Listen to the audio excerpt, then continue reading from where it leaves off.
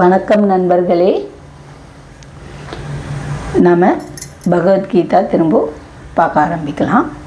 அதுக்கு முன்னாடி நாம் ஹரே ராம் சாண்டிங் ஒரு 2-3 டைம்ஸ் பண்ணலாம். ஓகேவா? ஸோ நான் சொல்ல நீ சொல்லு. ஹரே கிருஷ்ண கிருஷ்ண கிருஷ்ண ஹரே ஹரே, हरे कृष्ण कृष्ण कृष्ण हरे हरे, हरे राम राम राम हरे हरे, हरे राम राम राम हरे हरे, हरे कृष्ण कृष्ण कृष्ण हरे हरे, हरे कृष्ण कृष्ण कृष्ण हरे हरे, हरे राम राम राम हरे हरे, हरे राम राम राम हरे हरे, हरे कृष्ण कृष्ण कृष्ण हरे हरे, हरे कृष्ण कृष्ण कृष्ण हरे हरे, हरे राम राम राम हरे हरे, हरे राम राम हरे हरे. ஸோ இது வரைக்கும் நாம் ஸ்லோகம் 15 வரைக்கும் பார்த்துருக்கோம் சாப்டர் 1ல். ஓகே, இப்போ நம்ம அதுக்கு அடுத்த ஸ்லோகத்துக்கு போவோம். இது பார்த்திங்கன்னா 16, 17, 18 மூணும் ஒன்றா கொடுத்துருக்காங்க. சரிங்களா? ஏன்னா ரொம்ப ரெலவெண்ட்டான ஒரே விஷயங்கிறதுனால அப்படி கொடுத்துருக்காங்க. நம்ம இப்போ ஃபஸ்ட்டு அந்த ஸ்லோகம் என்னென்னு படிச்சிடலாம். अनंत विजयं राजा, अनंत विजयं राजा, कुंती पुत्रो युधिष्ठिरः, नकुलः सहदेवश्च,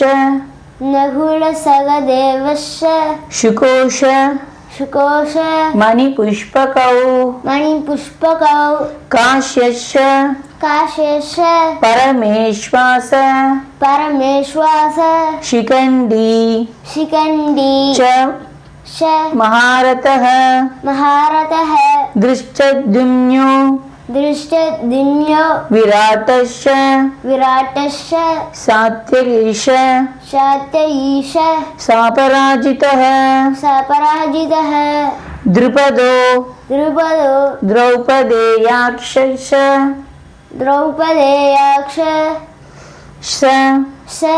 सर्वक्ष पृथिवीपते सौभद्रश्च महाबाहु शंगान तत्मु पृथक.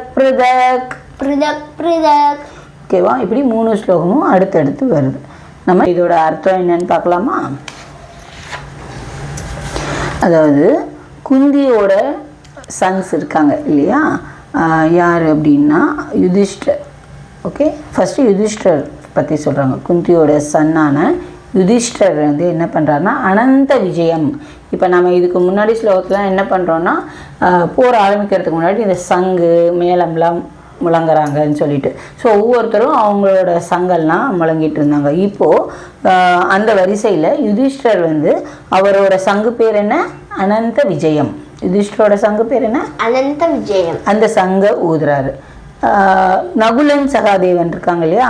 அவங்க எந்த சங்கு? அவங்களோட சங்கு பேர் என்ன அப்படின்னா சுகோஷம் மணி புஷ்பகம். அதாவது நகுலனோட சங்கோட பேர் சுகோஷம். ஓகே, சகதேவனோட சங்கோட பேர் மணி புஷ்பகம். ஓகே, அதை ஊதுறாங்க. பெரும் வில்லாளினா யார்? ஆர்ச்சரியில் ரொம்ப எக்ஸ்பர்ட். ஓகே, அவங்க வந்துட்டு யாருன்னா காஷிராஜன் அவங்க. அப்புறம் சிகண்டி, ரொம்ப பெரிய வீரரான சிகண்டி. அப்புறம் திருஷ்டத்யும்னன், விராட்டன், இவங்க எல்லாருமே வந்துட்டு அவங்கவுங்க சங்க ஊதுறாங்க.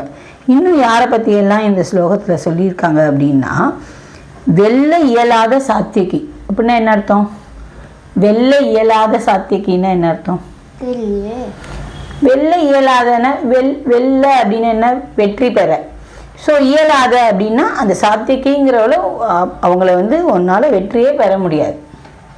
யூ கெனாட் பீட் அந்த மாதிரி. அதே மாதிரி துருபதன், அப்புறம் திரௌபதியின் புதல்வர்கள் இவங்க. அப்புறம் மாவீரரான சுபத்ரையின் மகன். சுபத்திரையின் மகன் வந்து ரொம்ப மாவீரன் அபிமன்யு. ஸோ இவங்க எல்லாரும் அவங்களோட சங்கை எடுத்து முழங்கினாங்க. மன்னரே அப்படின்னு முடிக்கிறாங்க. அப்படின்னா என்ன அர்த்தம்? இது யார்கிட்ட சொல்லிட்டு இருக்காருங்க? சஞ்சயன் அந்த பிளைண்ட் கிங்கு திருதராஷ்டிரர்கிட்ட சொல்லிட்டு இருக்காரு. ஓகேவா? பாண்டவர்களை எதிர்த்து தன் மைந்தர்களை அரியணை ஏற்றுவதற்காக மன்னர் திருதராஷ்டிரர் மேற்கொண்ட அறிவற்ற கொள்கை மெச்சத்தக்கதல்ல என்பதை சஞ்சயன் மிகவும் சாமர்த்தியமாக மன்னரிடம் சுட்டி காட்டுகிறான். ஓகே, குரு வம்சம் முழுவதும் அந்த மாபெரும் போரில் அழியப் போவதை அறிகுறிகள் தெளிவாக காட்டிவிட்டன. பெரியவரான பீஷ்மர் முதல் அபிமன்யுவை போன்ற பேரப்பிள்ளைகள் மற்றும் உலகின் பல்வேறு நாட்டு மன்னர்கள் வரை அங்கு கூடியிருந்த அனைவரும் அழிக்கப்பட்டனர். தம் மைந்தர்கள் பின்பற்றிய கொள்கைகளை ஊக்குவித்த திருதராஷ்டிரரே அம்மாபெரும் நாசத்திற்கு காரணமானார். திருதராஷ்டிரர் வந்து அங்கே போய் போர் புரியல. இது எல்லா அழிவுக்கும் காரணம் திருதராஷ்டிரர்னு சொல்கிறாங்க. ஆனால் திருதராஷ்டிரர் போய் போர் பண்ணாரா? அவர் யார்? அவர் பேசிக்கலி அவருக்கு என்ன ப்ராப்ளம்? பிளைண்ட். அவரால் போருக்கு போக முடியாது. இங்கே உட்காந்து போர்க்களத்தில் என்ன நடக்குதுன்னு யார் சொல்லிட்டு இருக்காங்க? சஞ்சயன். ஸோ அவர் போருக்கே போகல. அப்புறம் ஏன் அவரை வந்து எல்லாரும் ப்ளேம் பண்ணுறாங்க? ஏன் அவரை ப்ளேம் பண்ணுறது? திருதராஷ்டிரர் தான் காரணம்னு சஞ்சயன் ப்ளேம் பண்ணுற மாதிரி இருக்குது இதில். ஏன் அப்படி? ஏன்னா திருதராஷ்டிரனோட தம்பி பசங்க தான் பாண்டவர்கள், அந்த 5 பேர். ஆனால் இவருக்கு வந்து அந்த ஒரு டுகெதர்னஸ் இல்லை. நம்ம தம்பி பசங்க தானே, அவங்க நம்ம பசங்க மாதிரி தானேங்கிற ஒரு இது இல்லாமல் நம்ம பசங்க தான், அவருக்கு ஓனாக பசங்க இருக்காங்கல்ல 100 பேர், அவங்க தான் நல்லா இருக்கணும், அந்த கௌரவர்கள் அவங்க தான் இந்த நாட்டை ஆளணும், அவங்க தான் நல்லா இருக்கணுங்கிற மாதிரி ரொம்ப ஒரு ஷெல்ஃபிஷ்னஸ். கரெக்டாக பாண்டவர்களை தோக்கடித்து நம்ம பசங்க தான் வந்து ராஜாவாக இருக்கணும், பாண்டவர்களுக்கு வந்துட்டு எந்த இதுவும் போகக்கூடாது அப்படிங்கிற மாதிரி அவர் நினைப்பு. ஏன்னா இந்த போருக்கு முன்னாடி என்னெல்லாம் நடந்திருக்கும், நான் இதெல்லாம் உனக்கு முன்னாடியே சொல்லியிருக்கேன் இல்லையா, இந்த சூதாட்டம்லாம் நடந்திருக்கும். அதில் தான் பாண்டவர்கள் வந்து எல்லாமே தோற்று போயிடுவாங்க. ஓகே, அதுக்கப்புறம் தான் அவங்களுக்கு கொஞ்சம் வேணுங்கிறதுக்காக இந்த போரே நடக்கும். ஓகே, அவங்களுக்கு தேவையான, அவங்களுக்கு உரித்தான, தேவையான இல்லை, அவங்களுக்கு உரிமையான பங்கு அவங்களுக்கு கிடைக்கணுங்கிறதுக்காக தான் இல்லையா. ஸோ அந்த இதெல்லாம் நடக்கும்போது ஒரு பெரியப்பாவா, பாண்டவர்களுக்கு பெரியப்பாவா அவர் அதை தடுத்துருக்கணுமா இல்லையா? எதுவுமே பண்ணலை. திருதராஷ்டிரன் எதுவுமே பண்ணலை. தன் பசங்களுக்கு ஒரு நல்ல புத்தி கொடுக்கல. இது தப்பு, இது பண்ணாதீங்க. பேர் மினிமமாக அவங்க வந்துட்டு கடைசியில் என்ன தெரியுமா கேட்பாங்க? எங்கள் ஆளுக்கு ஒவ்வொரு ஊர், 5 பேர் இருக்கோன்னா 5 பேருக்கு 5 ஊர், அவ்வளோதான் கேட்பாங்க. அது கூட கொடுக்கறதுக்கு இந்த துரியோதனன் ரெடியாக இருக்க மாட்டேன். அப்போ என்ன பண்ணியிருந்துருக்கணும்? ஆஸ் அ குட் ஃபாதர் கொடுத்துருக்கணும் தேவையானது. அதாவது இல்லை, ஒரு அப்பாவா துரியோதனனுக்கு என்ன சொல்லியிருக்கணும் திருதராஷ்டிரர்? இந்த மாதிரிலாம் நடந்துக்க கூடாது, அவங்க என்ன கேட்குறாங்களோ கொடுங்க, ஏன்னா அவங்க நம்மளோட கசின்ஸ், அந்த மாதிரி சொல்லியிருக்கணும் இல்லையா? அப்படி சொல்லலை.